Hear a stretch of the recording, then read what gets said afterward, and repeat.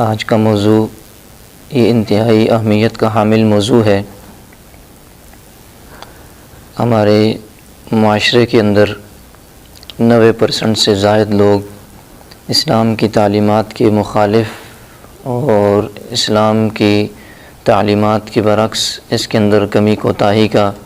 شکار ہو چکے ہیں، بلکہ میں یہ کہوں کہ شاذ و نادر گنے چنے چند گھرانوں کے علاوہ باقی تمام گھرانے، باقی ہر جگہ پر یہ ناسور بڑی بری طرح پھیل چکا ہے۔ ہر گھرانہ اس سے ایسا سخت متاثر ہے کہ اس نے ہماری اسلامی تعلیمات کے اس نقطۂ نظر کو تبدیل کر دیا ہے۔ وہ مسئلہ، وہ ناسور جو ہمارے ہر گھر تک پہنچ چکا ہے، وہ قرابت داری، صلہ رحمی، آپس کے تعلقات کا معاملہ ہے۔ اسلام اس کو کتنی قدر کی نگاہ سے دیکھتا ہے۔ اللہ تعالیٰ نے انسانیت پر، خاص طور پر مسلمانوں پر، اپنے ماننے والوں پر اللہ تعالیٰ نے احسان فرمایا کہ انہیں تعلقات بڑے پیارے خوبصورت عطا فرمائے، چاہے وہ بہن بھائی کا رشتہ ہو، بیٹی کا رشتہ ہو، ماں باپ کا رشتہ ہو، چچاؤں کا رشتہ ہو، ماموں کا رشتہ ہو اور دیگر قریبی رشتے ہوں۔ یہ سارے بڑے ہی محبت والے، بڑے ہی مبارک تعلق اور رشتے ہیں۔ ان رشتوں کی محبت کو، ان کی چاشنی اور لذت کو وہی محسوس کر سکتا ہے جس کے یہ رشتے ہوں اور بحال بھی ہوں۔ اس قرابت داری کا کیا مقام اور مرتبہ ہے۔ حضرت ابو ہریرہ رضی اللہ تعالی عنہ سے روایت ہے، صحیح مسلم کی، فرمایا اللہ تعالیٰ جب ساری مخلوقات کی پیدائش سے، تخلیق سے فارغ ہو چکے تو قرابت داری کا یہ سلسلہ اللہ کے سامنے کھڑا ہو گیا اور آہوازاری کرنے لگا، اللہ کے سامنے اپنا حق وصول کرنے کے لیے گفتگو کرنے لگا اور کہنے لگا کہ مجھے لوگوں سے یہ ڈر ہے کہ لوگ میرے حقوق کو پامال کریں گے اور میری آپس کی تعلق داری کا لحاظ نہیں رکھیں گے۔ تو اللہ تعالیٰ نے مخلوق کی پیدائش کے بعد قرابت داری کے اس عذر کو قبول فرما کر ارشاد فرمایا کہ جو تجھے جوڑے گا میں اسے جوڑوں گا اور جو تیرے حقوق کو پامال کرے گا میں اسے بھی توڑ کر کے رکھ دوں گا۔ اسی طرح ایک اور روایت کے اندر آتا ہے، عائشہ صدیقہ رضی اللہ تعالی عنہا سے روایت ہے، فرمایا کہ الرحم معلقۃ بالعرش تقول من وصلنی وصلہ اللہ ومن قطعنی قطعہ اللہ، کہ رشتہ داری، قرابت داری کا یہ سلسلہ یہ اللہ کے عرش کے ساتھ چمٹا ہوا ہے۔ آپ تصور کریں کہ اگر آپ کو بیت اللہ شریف کی دیواروں کے ساتھ، اس کے غلاف کے ساتھ اور ایسی مبارک جگہوں کے ساتھ لپٹ کر دعا کرنے کا، اللہ سے مانگنے کا موقع مل جائے تو کتنی تڑپ ہے ہر انسان کے اندر کہ میں وہاں جا کر دعا مانگوں۔ آپ کے دل میں یہ چاہت ہوتی ہے، آپ کو امید ہوتی ہے کہ میں اگر بیت اللہ کی دیواروں سے لپٹ کر، اس کے غلاف اور پردے سے لپٹ کر اللہ سے مانگوں گا تو میری دعا قبولیت کے زیادہ قریب ہوگی۔ یعنی یہ قبولیت کے مقام اور مرتبے اور درجے اور اوقات ہوتے ہیں۔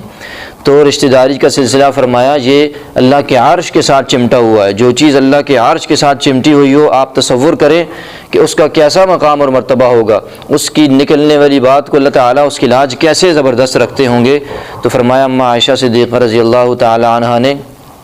کہ رحم کا یہ سلسلہ یہ اللہ کے عرش کے ساتھ چمٹا ہوا ہے، اور تقول من وصلنی وصلہ اللہ ومن قطعنی قطعہ اللہ، وہ ہر وقت یہ صدا بلند کرتی ہے، وہ ہر وقت یہ دعا اور بددعا اپنی زبان سے نکالتی رہتی ہے کہ اللہ جو مجھے جوڑے تو اسے جوڑ کر کے رکھنا اور جو مجھے توڑ دے تو اسے بھی توڑ کر کے رکھ دینا۔ آپ دیکھیں یہ فضیلت بھی ہے اور وعید بھی ہے کہ جو تعلقات کو، رشتہ داریوں کو، والدین کے مقام اور مرتبے کو، اپنے قریبی رشتہ داروں کے ساتھ تعلقات کو جوڑ کر رکھتا ہے تو رشتہ داری اور رحم کا یہ تعلق اللہ کے عرش کے ساتھ چمٹ کر اس کے لیے دعائیں کر رہا ہے کہ جو مجھے جوڑے اللہ اسے جوڑ کر کے رکھے، اور خدا نخواستہ جو ان تعلقات کے اندر کمزوری لاتا ہے، کمی لاتا ہے، یہ ہر وقت بد دعا کرتا ہے اللہ کے عرش کے ساتھ چمٹ کر کہ اللہ تو اسے بھی ایسے ٹکڑے ٹکڑے کر دے، توڑ دے جو مجھے ٹکڑے کرتا ہے اور توڑتا ہے۔ اور اس کا اور مقام اور مرتبہ اللہ تعالیٰ قرآن مجید میں ارشاد فرماتے ہیں کہ واتقوا اللہ الذی تساءلون بہ والارحام، کہ اللہ سے ڈرو کہ جس کے نام کی برکت سے تم اللہ سے وسیلہ دے کر مانگتے ہو، اور اسی طرح آپس میں ایک دوسرے سے سوال کرنے کے لیے رحم کا، رشتہ داری کا اور تعلقات کا واسطہ ایک دوسرے کو دیتے ہو۔ اس کی تفسیر قرآن کی ایک اور آیت نے کی ہے۔ موسیٰ علیہ السلام اور ہارون علیہ السلام کا واقعہ جب نقل کیا تو وہاں پر جب موسیٰ علیہ السلام اللہ سے ملاقات کے لیے چلے گئے کوہ طور پر، 40 راتیں وہاں پر گزاری، پیچھے ان کے قوم نے بچڑے کو معبود بنا لیا، تو واپس آ کر اپنے بھائی ہارون کی داڑھی اور ان کے بال پکڑ کر کھینچنے لگے، انہیں برا بھلا کہنے لگے کہ میں موجود نہیں تھا، تم تو موجود تھے ان کے اندر، تم نے کیوں نہیں ان کی اصلاح کی کوشش کی؟ تو وہاں پر ہارون علیہ السلام نے جو اپنے بھائی کو سمجھایا، وہاں پر ایک جملہ ارشاد فرمایا جسے قرآن نے نقل کیا ہے، بڑا پیارا جملہ کہا، یبن ام لا تأخذ بلحیتی ولا برأسی، اے میری ماں کے بیٹے، یعنی اے میرے سگے بھائی، کہ میرا اور تمہارا ایسا آپ میری داڑھی کے بالوں کو نہ نوچیں اور نہ میرے جو ہے نا بالوں کو پکڑ کر مجھے کچھ کہنے کی کوشش کریں۔ میں نے کوشش کی ہے، واسطہ کس چیز کا دیا؟ موسیٰ علیہ السلام کے غصہ کو ٹھنڈا کرنے کے لیے، اور میرا خون ایک ہے، تم کیوں میرے اوپر ہاتھ اٹھانا چاہتے ہو؟ تو انسان بعض دفعہ اپنے تعلقات کو بچانے کے لیے تعلقات کا اور رشتہ داری کا جو ہے نا وہ وسیلہ دے کر کے انسان بچنے کی کوشش کرتا ہے۔ خود تمام انبیاء کی دعوت کو پڑھیں تو قرآن ان سے متعلق یہی کہتا ہے، لا اسألکم علیہ اجرا ان اجری الا علی اللہ۔ تمام انبیاء نے آ کر کے جو ہے نا اپنے ماننے والوں کو جب دین کی دعوت دی، اللہ کی طرف بلایا، تو ایک ہی ان سے صدا لگائی کہ مجھے اس کا کوئی بدلہ نہیں چاہیے، میں کوئی تم سے اس کا بدلہ اور احسان نہیں مانگتا دنیا کے اندر، میرا اجر تو اللہ کے پاس ہے۔ لیکن سرکار دو عالم صلی اللہ علیہ وسلم کے متعلق قرآن نے تو ہمیں یہ بتلایا، فرمایا کہ میں تم سے اور کسی بھی چیز کا سوال نہیں کرتا ہوں، قل لا اسألکم علیہ اجرا الا المودۃ فی القربى، مجھے اور کچھ نہیں چاہیے، لیکن اللہ کے بندو تمہارا میرے ساتھ جو قرابت داری کا تعلق ہے اس کا ہی لحاظ رکھ لو۔ تو سرکار نے مکہ کے مشرکوں کو جو ان کی جو ہے نا مخالفت میں بڑے پیش تھے، فرمایا میرا تمہارے ساتھ قریبی اور نسبی تعلق ہے، اس کا لحاظ رکھو۔ جو قریبی ابو لہب چچا تھا اور دیگر جو لوگ تھے جو اللہ کے نبی کی مخالفت میں سب سے آگے ہوا کرتے تھے، فرمایا تمہارا تو میرے ساتھ جو ہے نا بڑا قریبی اور گہرا رشتہ ہے، اس کا ہی کم از کم لحاظ رکھ لو۔ تو قرابت داری ایسی چیز ہے کہ سرکار دو عالم صلی اللہ علیہ وسلم نے اپنا اجر تو اللہ کے اوپر رکھا، لیکن ان کی اظہار ثانیوں کو، ان کی پریشانیوں کو، ان کی طرف سے اسلام کے راستے میں روڑے اٹکانے کو، اور ان کی طرف سے سرکار کا جو ہے نا وہ راستہ بند کرنے کو اور ان کا مقاطعہ کرنے کو اس انداز سے فرمایا جو اللہ نے قرآن میں ذکر کیا کہ ان سے یہ کہیے کہ قرابت داری کا لحاظ رکھ لو کہ اتنی عظمت والی چیز ہے۔ تو اس اتنی اہمیت کی حامل چیز جس کے اتنے فضائل ہوں، جسے قرآن و سنت نے اتنی اہمیت سے بیان کیا ہو، افسوس ہے کہ آج اسے ہم نے اپنی انا کی بھینٹ چڑھا دیا ہے۔ ہر شخص کو دیکھیے اس کے گھر کے اندر کتنی نافرمانیاں اللہ کی ہو رہی ہیں، معاشرے کے اندر دیکھے کتنی اللہ کی نافرمانیاں ہو رہی ہیں، اپنے آپ کو انسان دیکھے کہ میں اللہ کی کتنی نافرمانیاں کر رہا ہوں، لیکن کبھی آپ کی انا اس بات پر آپ کی غیرت نہیں جاگتی کہ میرے گھر کے اندر اللہ کی نافرمانیاں نہ ہو۔ آپ کی غیرت کبھی نہیں جاگی کہ آپ کے محلے میں، آپ کے معاشرے میں، آپ کی اور دیگر قریبی تعلقات میں اللہ کی کتنی نافرمانیاں ہو رہی ہیں۔ کبھی آپ اس پر بھی اپنی زبان کھولیں، کبھی آپ اس پر بھی لوگوں کو تبلیغ کریں، کبھی آپ اس پر بھی لوگوں کو متنبہ کریں، لیکن جب آپ کی اپنی ذات پر، آپ کی ذات پر جب رٹ پڑتی ہے، آپ کی ذات پر جب کوئی بات آتی ہے تو آپ کی وہاں غیرت اور انا جاگ جاتی ہے۔ آپ کو کسی معاملے میں تھوڑا سا پیچھے کر دیا جائے، ہمیں کسی معاملے کے اندر مشورہ خالی نہ کیا جائے، کسی معاملے میں ہمیں کوئی بات دیر سے بتلائی جائے تو ہماری انا اتنی غیرت کھاتی ہے کہ ہم سال ہا سال تک مقاطعہ کرتے ہیں، ہم سال ہا سال تک اس تعلقات کو توڑنے کی بات کرتے ہیں۔ حالانکہ یہ بات یاد رکھیں کہ اسلام جس صلہ رحمی کا ہم سے مطالبہ کرتا ہے وہ ہے کیا؟ حدیث کے اندر آتا ہے، فرمایا کہ لیس الواصل بالمکافی ولکن الواصل الذی اذا قطعت رحمہ وصلہ، کہ مکافات کرنے والا، بدلہ دینے والا، کہ آپ کے ساتھ کوئی اچھائی کرے آپ بدلے میں اچھائی کریں، آپ کے ساتھ کوئی اچھی طرح چلتا ہے، اچھا معاملہ کرتا ہے تو آپ بھی اس کے ساتھ بدلے میں اچھا چلتے رہیں۔ فرمایا کہ یہ کوئی جو ہے نا یہ صلہ رحمی نہیں ہے، بلکہ صلہ رحمی جس کا اسلام مطالبہ کرتا ہے وہ کیا ہے کہ الذی اذا قطع رحمہ وصلہ، کہ صلہ رحمی جو اسلام آپ سے مطالبہ کرتا ہے وہ یہ ہے کہ جب آپ سے تعلقات کو توڑ دیے جائے، کوئی رشتہ دار، کوئی قریبی تعلق والا آپ سے تعلق کو توڑنے والی کوشش کرے، توڑنے والی بات کرے تو آپ اس کے ساتھ جوڑیں۔ اسلام اس لیے صلہ رحمی کا مطالبہ کرتا ہے، یہ نہیں ہے جو آپ کے ساتھ اچھا کرے گا، یہ تو دنیا کا اصول ہے، آپ اس کے ساتھ اچھا کریں گے، جو آپ کے ساتھ تعلق کو بحال رکھے گا، نبھائے گا، آپ بھی اس کے ساتھ نبھائیں گے، یہ ہر دنیا کے لوگوں کا اصول ہے۔ اسلام جس صلہ رحمی کا مطالبہ کرتا ہے وہ یہ ہے کہ کوئی تعلقات کو توڑتا ہو، بار بار غلط طرف لے کر کے جاتا ہو آپ اس کو جوڑنے کی، آپ اس کو صحیح کرنے کی کوشش کریں۔ اسلام تو ہم سے اس چیز کا مطالبہ کرتا ہے۔ اور یاد رکھیں پھر یہ لوگ جب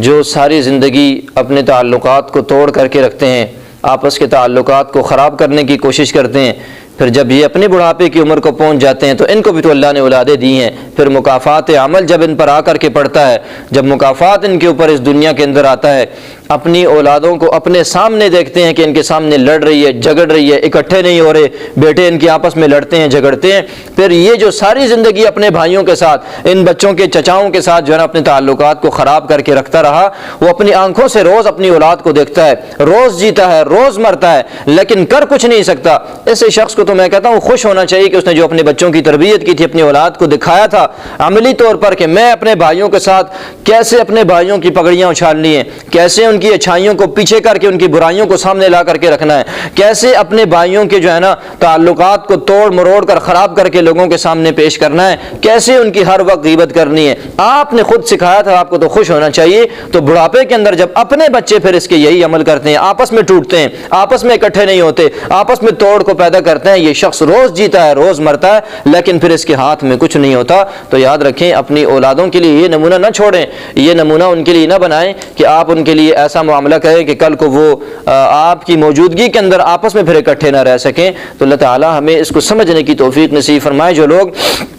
دنیا کے اندر اپنی اولادوں کے لیے یہ نمونہ چھوڑتے ہیں تو پھر بعد میں بڑے پریشان ہوتے ہیں، پھر بعد میں بڑی منتیں کرتے ہیں، بعد میں آ کر کے بڑے مسائل اور پھر فضائل اور پھر آ کر کے جو ہے تعویذات پوچھتے ہیں۔ یاد رکھیں یہ تعویذات سے، فضائل مسائل سے پھر نہیں ہوتا، آپ نے نمونہ ساری زندگی ان کے سامنے پیش کیا تو اس نمونے کی وجہ سے جو ہے نا آج آپ کے بچے اسی راستے پر چلتے ہیں کیونکہ بڑوں سے سیکھتے ہیں۔ اسی طرح یاد رکھیں حدیث پاک کے اندر آتا ہے کہ وہ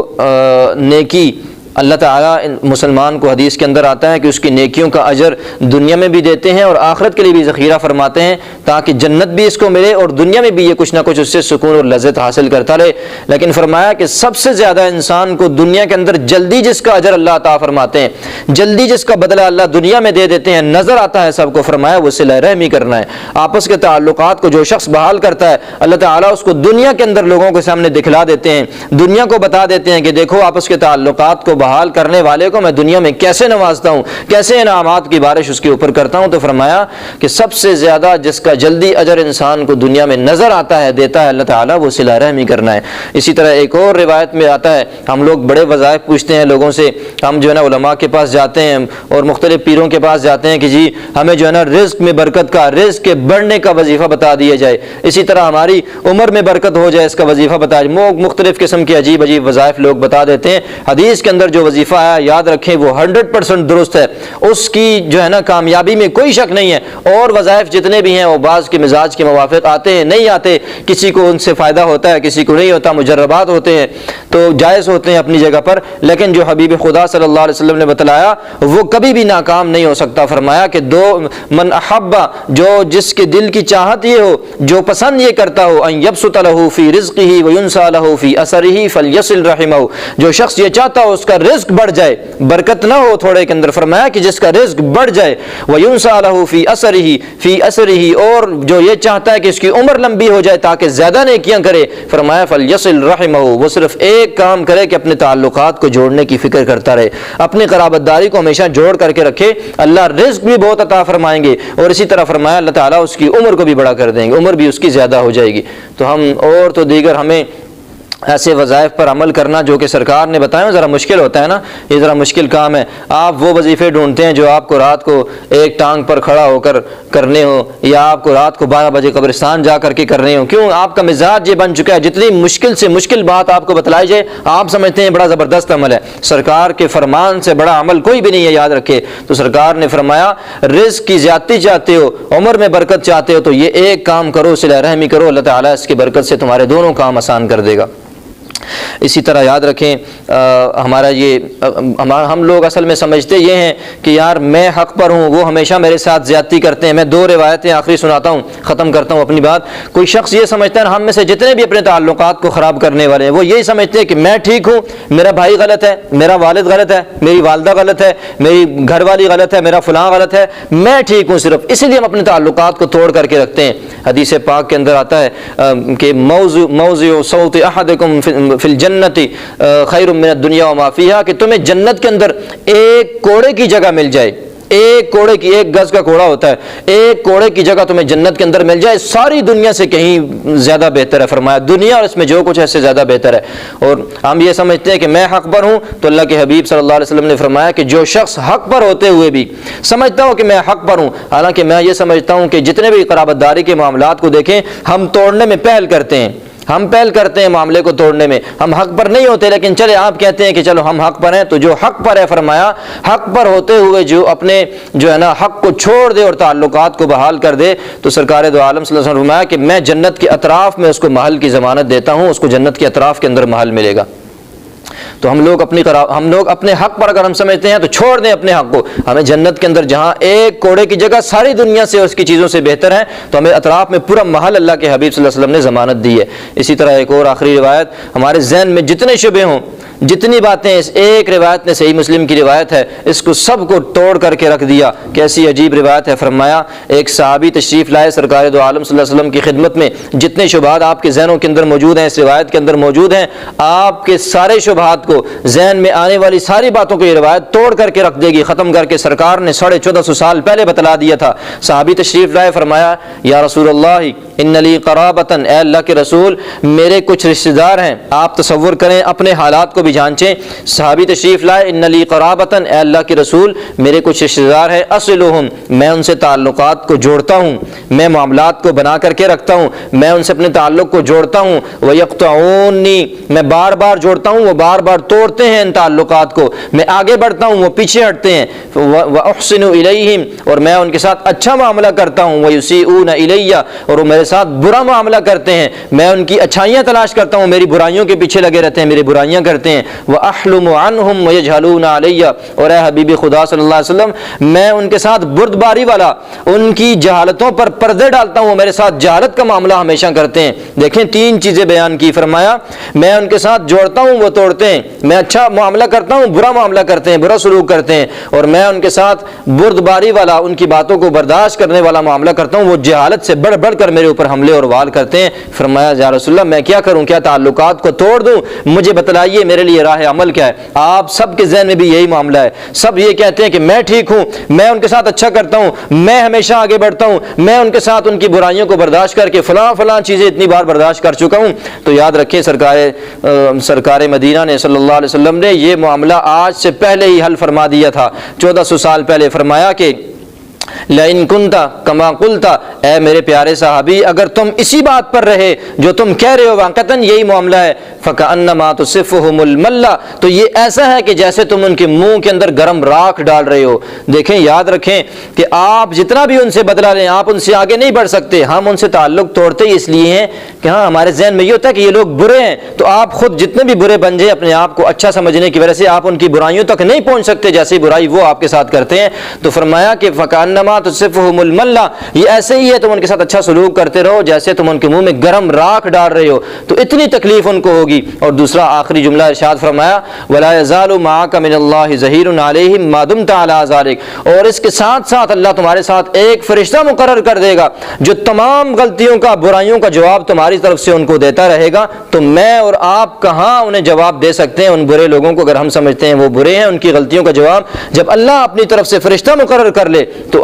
فرشتہ زیادہ بہتر جواب دے سکتا ہے یا ہم زیادہ دے سکتے ہیں؟ اگر ہم خود جواب دینا شروع کر دیں، اللہ فرشتے کو واپس بلا لیتے ہیں، پھر ہم جانے اور وہ جانے، ہم ان سے جیت نہیں سکتے۔ تو اس لیے یاد رکھیں کہ قرابت داری کے اس سلسلے کو جتنی بھی ذہن میں شبہات اور چیزیں ہوں، اسلام نے پہلے سے بتلا، اسلام جوڑنے کا کہتا ہے، توڑنے کا نہیں کہتا، اسلام بنانے کا کہتا ہے، اسلام میں توڑنے کی نام کی کوئی چیز نہیں ہے۔ اللہ تعالی ہمیں اپنی رشتہ داریوں کو، تعلقات کو بحال کرنے کی اور ان کو اچھے طریقے سے چلانے کی توفیق نصیب فرمائے۔